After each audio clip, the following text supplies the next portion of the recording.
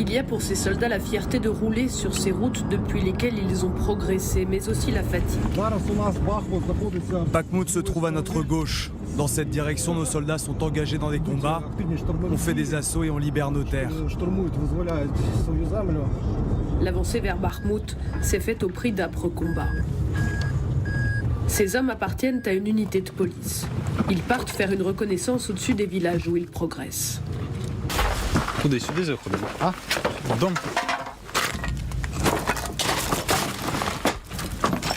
Un abri les protège de l'artillerie et des drones kamikazes russes, massivement présents dans la zone. Все, пошли туда.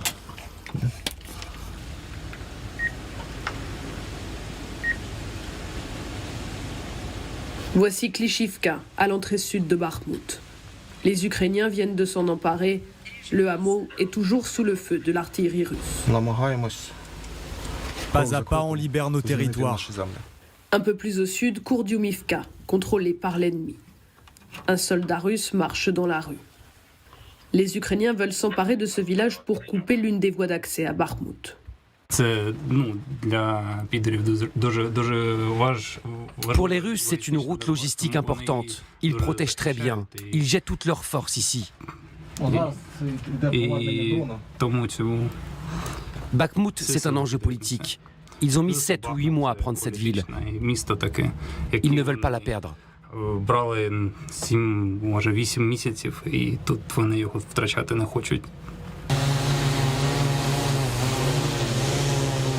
Victor connaît mieux que personne le prix de ses gains territoriaux.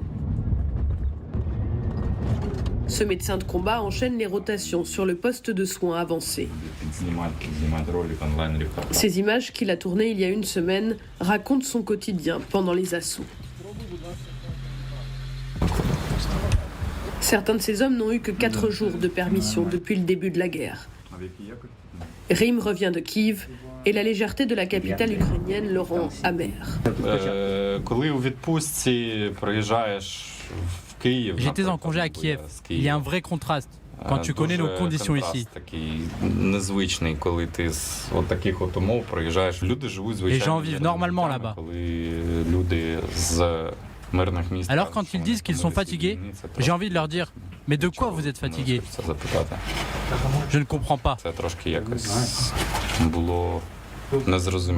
Ça me fout en rogne quand ils disent qu'ils sont fatigués. Et nous, on n'est pas fatigués ici? Et surtout, salutations aux mecs qui se sont enfuis ailleurs en Europe. Dans l'unité, même les femmes sont restées pour faire la guerre. La rudesse des combats creuse le fossé entre le front et l'arrière, entre ceux qui évitent la guerre et ceux qui y restent, malgré les blessures. Dans les sous-sols d'une base, ce soldat récupère. Il souffre d'une commotion cérébrale.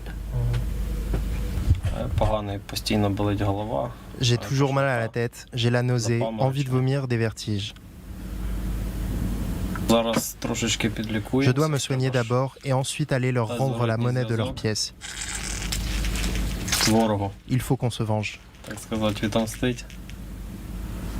Reprendre Bakhmout, mais à quel prix? Nous le ferons, dit un soldat, mais cela prendra du temps et des vies.